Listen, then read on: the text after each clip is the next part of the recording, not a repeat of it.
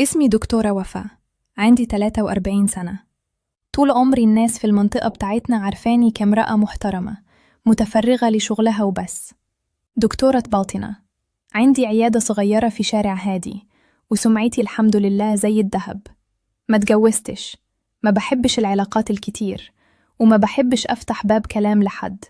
دايما كنت بقول لنفسي كرامتي وشغلي أهم من أي حاجة. يمكن عشان كده كل اللي حواليا كانوا شايفينيني نموذج الست الهادية المحترمة اللي حياتها ما بين بيتها وعيادتها وبس. أمي توفت من سنين، وأبويا اتجوز بعدها واحدة أصغر منه في السن، وعاش معاها وكتب لها شقة باسمها، وكان ليهم طلبات واحتياجات، بس أنا ما كنتش بتدخل. حسيت إن حياتي المستقلة أريح ليا. اشتغلت على نفسي، فتحت عيادة، وبفضل ربنا وبفضل اجتهادي بقيت معروفة في المنطقة. مادياً مستورة جداً، عندي عربية، شقتي ملكي، وحتى فيلا صغيرة على أطراف المدينة بروحها في الصيف. مع إني كنت شايفة الستات في سني وأصغر مني كل واحدة ليها اهتمامات مختلفة. في اللي بتخرج مع أصحابها، في اللي عايشة قصة حب، في اللي بتدور على جواز، وفي اللي مستسلمة للوحدة. أنا بقى كنت مختلفة عن الكل، لا برجح الجواز ولا العلاقات ولا حتى الخروجات الكتير. حياتي كانت محصورة بين شغلي ووقتي مع نفسي. كنت دايما أقول أنا مش محتاجة راجل، أنا محتاجة أحقق ذاتي وبس. في اليوم اللي غير كل ده كنت في العيادة كعادتي. عندي سكرتيرة شابة، بنت محترمة وهادية، جبتها عن طريق مكتب توظيف. لما اخترتها كان أهم شرط عندي الأمانة والنظافة الشخصية والالتزام، وبالفعل كانت كده بالظبط. اليوم ده بدأ عادي جدا. لبست هدومي المحتشمة، ركبت عربيتي ورحت العيادة بعد العصر.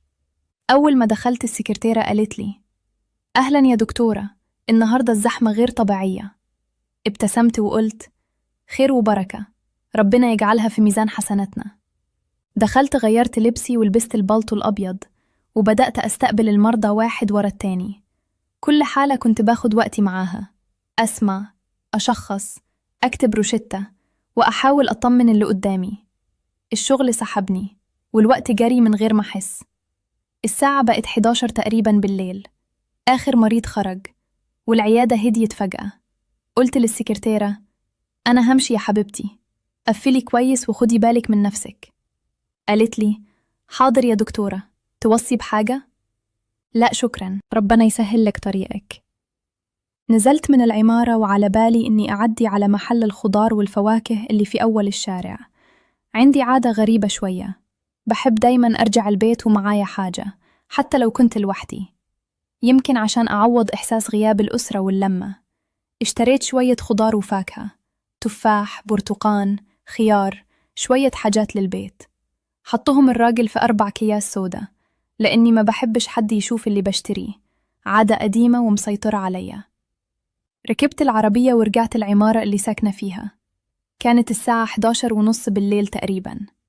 الشارع هادي، العمارة هادية، والنور في المدخل ضعيف، لأن اللمبة الكبيرة كانت محروقة من كام يوم ولسه ما تصلحتش. أول ما قربت من باب العمارة شفت البواب واقف في الضلمة جنب المدخل، ماسك موبايله وبيلعب فيه. بصلي شوية باستغراب، كأنه مش متأكد أنا مين في الأول. يمكن عشان الإضاءة كانت ضعيفة. لما قربت قال مساء الخير يا مدام. دكتورة وفاء، اتأخرتي النهاردة. ابتسمت ابتسامة تعبانة وقلت له مساء النور يا جلال، صح؟ معلش، العيادة كانت زحمة قوي النهاردة. ما كنتش أعرف إن الليلة دي واللحظة البسيطة دي هتكون بداية حاجة ما كنتش أتخيل إنها تحصل لي في يوم من الأيام. ريهوك. نهاية الجزء الأول. مين جلال ده بالظبط؟ وإزاي بواب عمارة يقدر يهز حياة دكتورة عاشت عمرها كله بثبات وهدوء؟ تابعوا الجزء الثاني عشان تعرفوا إزاي لحظة بسيطة قلبت موازين 43 سنة. جلال، البواب الجديد نسبياً في العمارة، شاب في أواخر الثلاثينات، طويل، بنيته قوية من كتر الشغل، ووشه سمح رغم تعبه. أنا كنت دايماً أشوفه من بعيد، لما أطلع، لما أنزل، السلامات العادية وخلاص. عمري ما وقفت عند وجوده، ولا فكرت فيه أكتر من إنه راجل بيشتغل وبيسعى على رزقه. في الليلة دي وأنا شايلة ال4 أكياس السودة حسيت بثقل غريب، مش بس في الأكياس لكن في جسمي كله بعد يوم مجهد في العيادة. قال لي: هاتي يا دكتورة أشيل عنك الأكياس، وشك باين عليك تعبان. قلت له تلقائياً: لا لا مفيش داعي، مش تقيلة للدرجة. ابتسم ابتسامة بسيطة وقال: انتي طول النهار بتتعبي في كشف وعلاج الناس، خلي حد يشيل عنك ولو شوية حاجات. ترددت لحظة وبعدين قلت: طيب ماشي شكراً.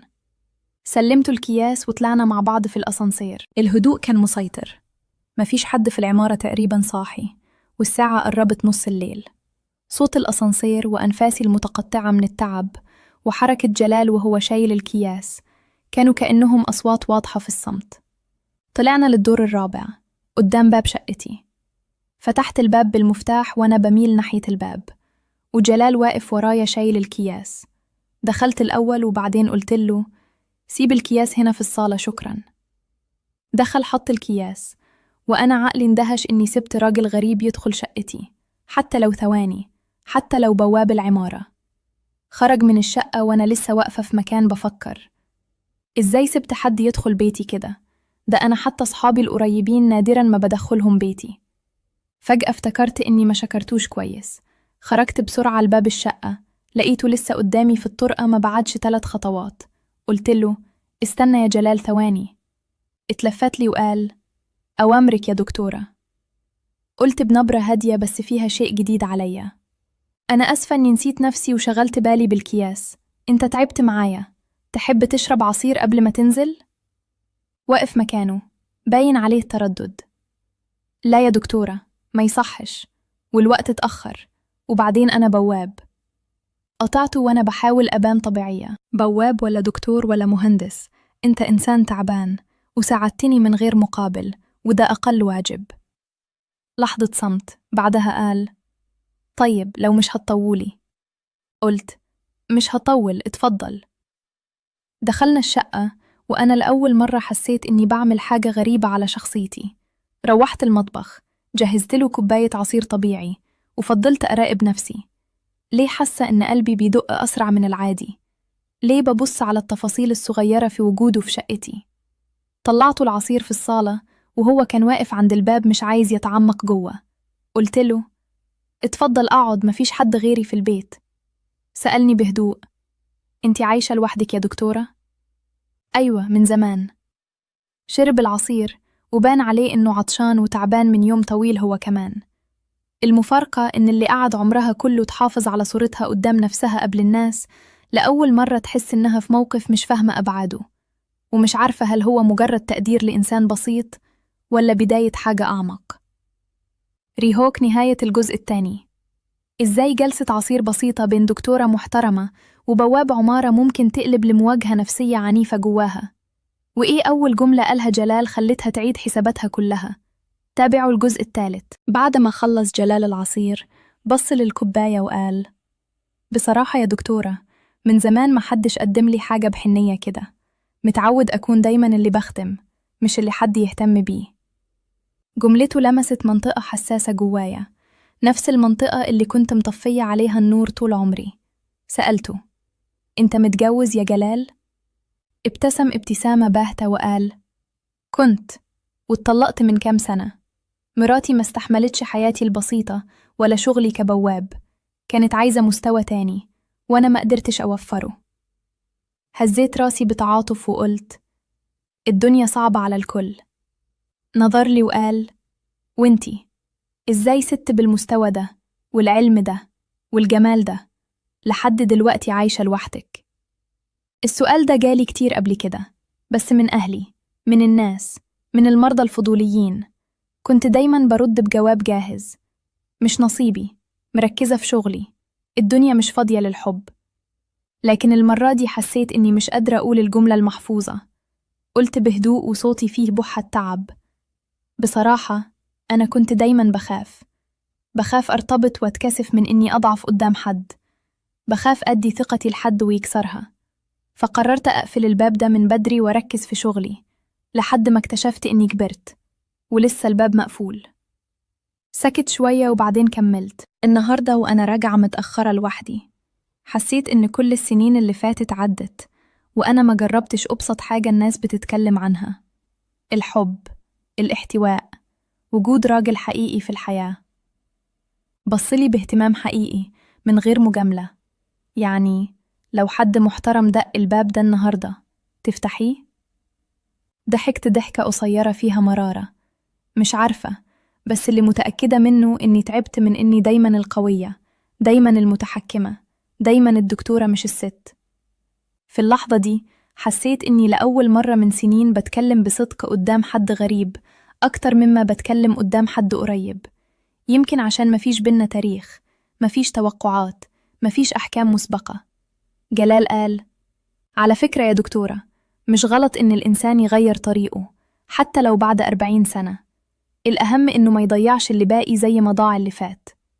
الكلمات دخلت جوايا زي سهم. معقولة بواب عمارة اللي المجتمع كله ممكن يبصله من فوق يقول كلام عاقل بالشكل ده؟ من جوايا صوت تاني قال: هو مين اللي قرر مين أعلى من مين أصلاً؟ الشغل، المؤهل، ولا الإنسانية؟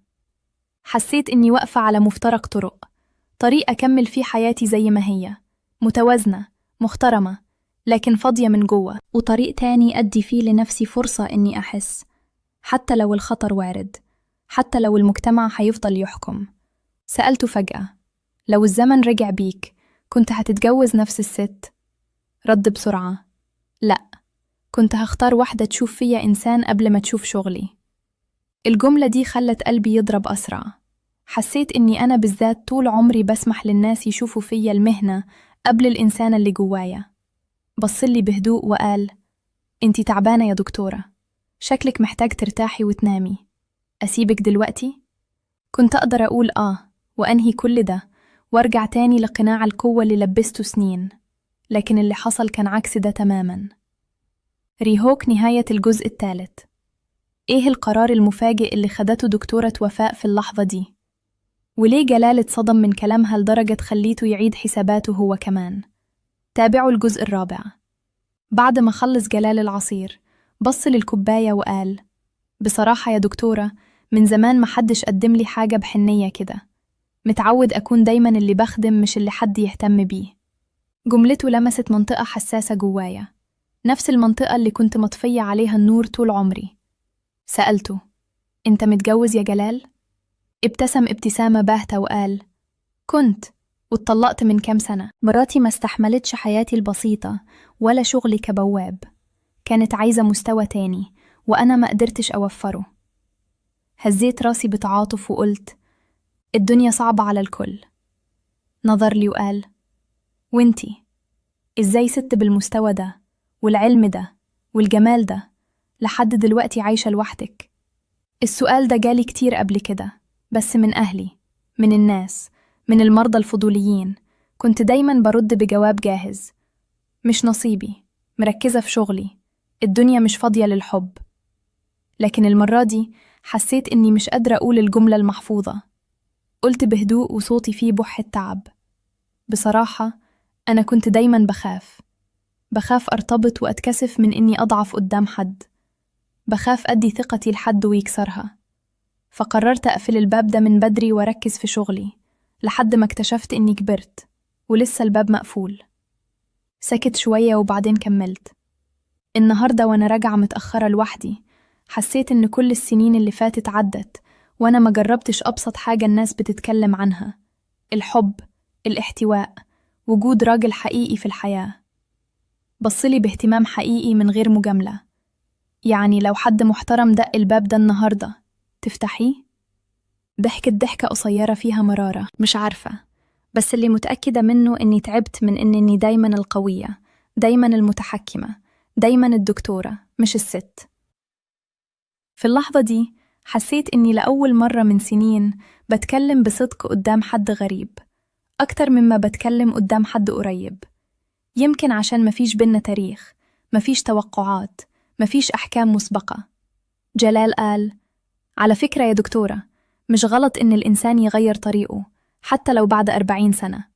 الأهم إنه ما يضيعش اللي باقي زي ما ضاع اللي فات. الكلمات دخلت جوايا زي سهم. معقولة بواب عمارة اللي المجتمع كله ممكن يبصله من فوق يقول كلام عاقل بالشكل ده؟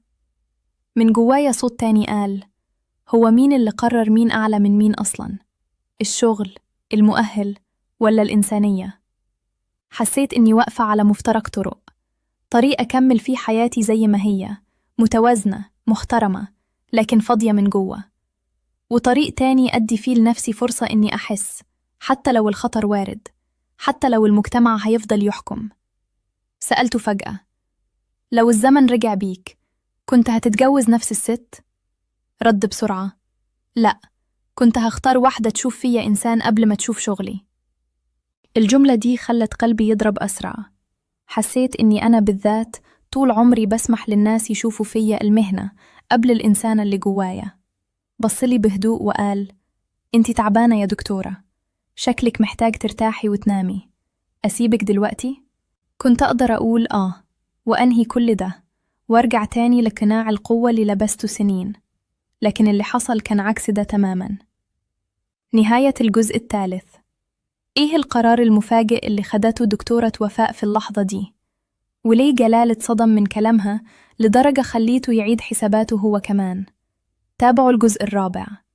نظرت له بثبات غريب حتى بالنسبة لي، وقلت: استنى يا جلال، قبل ما تمشي في حاجة لازم تسمعها. وقف مكانه، واضح عليه الارتباك. خير يا دكتورة؟ أخدت نفس عميق، وحسيت إني بعبر خط ما كنتش أتخيل يوماً إني أقرب منه. قلت: أنا طول عمري حط لنفسي خطوط حمراء، وما كنتش بسمح لحد يقرب منها. خط إني أضعف قدام راجل، خط إني أحتاج حد، خط إني أسمح لحد يشوفني مش بس كدكتورة، لكن كست عادية، عندها مشاعر، وعندها فراغ جواها. هو سكت، وفي عينيه خليط من الفضول والقلق. كملت: النهاردة أول مرة أحس إني مش عايزة أكون الدكتورة بس، عايزة أكون وفاء، الإنسانة، حتى لو للحظات. قال لي بهدوء: أنا مش فاهم قصدك يا دكتورة، بس اللي متأكد منه إني عمري ما أحب أكون سبب ألم لحد، ولا أحب حد يكسر مبادئه عشان وجودي. كلامه كان ناضج، وأكد لي إنه مش واحد مستغل أو بسيط التفكير زي ما المجتمع ساعات بيحب يصور الناس اللي في مهن معينة. قلت له: أنا مش بطلب منك شيء غلط، ولا هقولك حاجة تجرح احترامك لنفسك، بس أنا محتاجة أحس إني مش لوحدي، ولو حتى بكلمة، بحوار، بإحساس إني في حد شايفني بجد. قعد على طرف الكنبة باحترام، ولسه محافظ على مسافة بيننا، وقال: لو الكلام والوجود الإنساني يخففوا عنك، فأنا مش هبخل بيهم، بس خليني أقولك حاجة، أنتي مش محتاجة حد عشان تحسي بقيمتك. أنتي قيمتك من نفسك، مش من أي راجل، ولا من أي علاقة. الكلام ده من شخص بسيط بالشكل ده عمل جوايا صدى غريب. دورت وشي ناحية الشباك شوية، وبعدين رجعت بصيت له وقلت: عارف يا جلال، أنا كنت دايماً بسمع عن الحب، عن الاحتواء، عن إن الست تحس بالأمان وهي مع راجل محترم، بس عمري ما جربت. النهاردة وأنا شايفة نفسي في المراية سألت: هو أنا ليه حرمة نفسي من الإحساس ده؟ تنهد وقال: يمكن عشان اخترتي الأمان بدل المغامرة، وده مش غلط، بس ساعات الخوف الزايد بيخلينا نخسر اللي كان ممكن يبقى أجمل حاجة في حياتنا. كان في صراع واضح جوايا، جزء مني بيقول: اقطعي الحوار، ارجعي لشخصيتك القديمة، وجزء تاني بيقول: أول مرة تتكلمي براحتك، ليه تقطعي؟ سألته: لو واحدة في سني في موقفي قررت تدي لنفسها فرصة تعيش، تتعرف، تحب، من غير ما تعمل حاجة غلط، المجتمع هيقول عليها إيه؟ ضحك ضحكة قصيرة وقال: المجتمع عمره ما ساكت عن حد. لو قعدتي لوحدك هتسمعي كلام، ولو اتجوزتي صغير هتسمعي كلام، ولو اتجوزتي كبير هتسمعي كلام. في الآخر اللي هيعيش معاكي مش المجتمع، انتي بس. لحظتها حسيت إن أكتر حاجة كانت قيداني طول عمري مش المجتمع، لكن خوفي أنا من كلام المجتمع. قلت له: يا جلال، لو قلتلك إني لأول مرة من سنين طويلة حاسة إني مش عايزة الليلة دي تخلص بسرعة، هتسمعني ولا هتحكم عليا؟ نظر لي بتركيز وقال: هسمعك، بس على شرط واحد، ما تعمليش حاجة بكرة هتندمي عليها. الكلمة دي وقفتني داخلياً. أنا فعلاً عايزة إيه؟ وأين الخط الفاصل بين احتياجي الإنساني وتهوري؟ ريهوك نهاية الجزء الرابع. هل هتسمع وفاء لصوت العقل ولا لصوت الاحتياج اللي دفنته سنين؟ وإزاي جلال هيحدد موقفه في لحظة ممكن تغير نظرتها للرجال كلها؟ تابعوا الجزء الخامس. صمت طويل ساد الصالة وأنا قاعدة قصاده، حاسة إنه كل كلمة في الحوار ده بتشكل حاجة جديدة جوايا. كنت ببص لملامحه البسيطة، هدومه العادية، خشونة إيده من الشغل، وشبه الابتسامة المكسورة اللي على وشه. ولأول مرة ما شفتش الوظيفة، شفت الإنسان. قلت له: يا جلال، أنا هسألك سؤال يمكن غريب شوية. لو الظروف كانت مختلفة، لو أنا مش دكتورة وهو مش بواب، كنا ممكن نبص لبعض بشكل مختلف؟ رد من غير تردد: أنا أصلاً مش بشوف الناس بوظايفها، بشوفهم بقلوبهم. بس خلينا واقعيين، المجتمع بيشوف وبيحكم وبيصنف. المهم رأيك أنتي مش رأيه هو. الجملة دي لمست نقطة حساسة. أنا 43 سنة ودايماً كنت شايفة نفسي أعلى من قصص الحب والمشاعر. دلوقتي حاسة إني لسه مبتدئة قدام أول تجربة حقيقية لمواجهة نفسي. قلت له بجرأة ممزوجة بالخجل: أنا مش هلف ولا هدور. يمكن تحس إني مجنونة، يمكن تحس إني تهورت، بس هقول اللي جوايا. أنا محتاجة أحس إن في راجل في حياتي، مش بالضرورة جواز من بكرة ولا علاقة معقدة، بس شكل من أشكال الونس المحترم، الكلام، الدعم، الإحساس إني مش لوحدي. جلال سكت، واضح عليه إنه بيفكر بعمق. يا دكتورة، الكلام اللي بتقوليه مش عيب ولا حرام ولا في حاجة تخليكي تكسفي. كلنا بني أدمين، كلنا محتاجين نتحب ونتشاف. بس سؤالي، انتي عايزة ده مع أي راجل ولا مع راجل معين؟ ابتلعت ريقي وخطيت خطوة نفسية كبيرة لقدام، واعترفت: النهاردة حسيته معاكي انتي. الكلمات خرجت بصعوبة، بس بمجرد ما خرجت حسيت بخفة غريبة في صدري، كأني عطيت لنفسي إذن إني أكون صادقة. نظر لي بدهشة خفيفة وبعدين قال: أنا راجل بسيط يا دكتورة، وظروفي على قدي، وحياتي مش شبه حياتك خالص. أخاف تكوني بس تعبانة ومرهقة وحاسة بفراغ، فتفتكري إني ممكن أملأه، وبعدين تكتشفي إنه كان قرار متسرع. قلت: يمكن يكون في جزء من كلامك صح، بس مش كله. أنا مش مراهقة ولا أول مرة أكلم راجل في حياتي. أنا واعية كويس أنا بقول إيه. كل اللي بطلبه تعارف صادق، وجود محترم، وبرضه حدود واضحة، من غير ما نعمل أي حاجة تغضب ربنا أو تجرح احترامنا لنفسنا. هنا ارتسم على وجه جلال نوع من الاطمئنان. لو على الكلام والدعم والونس، أقدر أكون صديق محترم، يسمعك، يطمن عليك، ويسألك لو غبتي من غير ما نخطي الحدود. رديت وأنا حاسة إن في باب اتفتح جوايا. ده بالظبط اللي محتاجاه دلوقتي. وقف من مكانه وقال: طيب نبتدي من النهاردة بداية جديدة. أنا جلال، راجل بسيط، بس بوعدك إن لو بقيت في حياتك بأي شكل هكون دايما سبب راحة مش سبب وجع.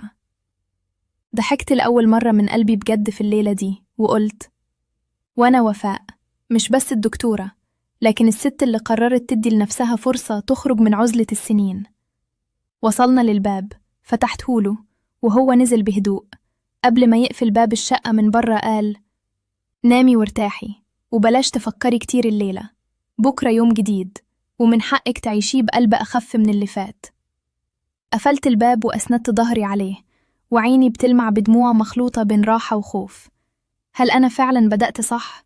ولا ده طريق مجهول ممكن يوديني لمكان ما استحملوش؟ ريهوك نهاية الجزء الخامس. هل هتنجح وفاء وجلال يحافظوا على علاقة محترمة وسط فروق اجتماعية ضخمة؟ وإزاي رد فعل الناس أول ما بدأوا يلاحظوا التغيير في حياتها؟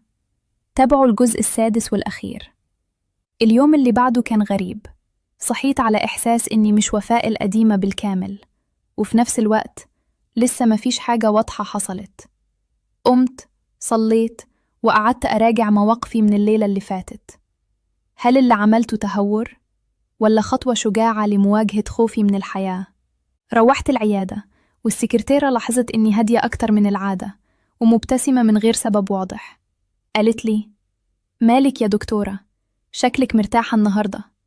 ابتسمت وقلت: يمكن. بدأت أتصالح مع نفسي شوية. مرت الأيام وبدأ وجود جلال في يومي ياخد شكل مختلف. صباح الخير وهو بيفتح باب العمارة سؤال بسيط: اتأخرتي ليه النهاردة يا دكتورة؟ كل حاجة تمام؟ نظرة احترام ما فيهاش تعدي ولا طمع ولا تجاوز، مجرد إحساس بدفء إنسان موجود شايفك مهتم بدون ضغط. بدأنا نتكلم أحياناً على السريع عند المدخل. هو بيحكي لي عن تعب شغله وعن تجربته الفاشلة في الجواز وعن أمه المريضة في البلد، وأنا أحكي له عن مرضاي، عن تعب السنين، عن خوفي من الوحدة. ما كنتش بدخله شقتي تاني، حطيت حدودي بوضوح من غير ما أجرحه. الكلام برا الشقة، الاحترام قبل أي شيء، وسمعتي وسمعتك خط أحمر.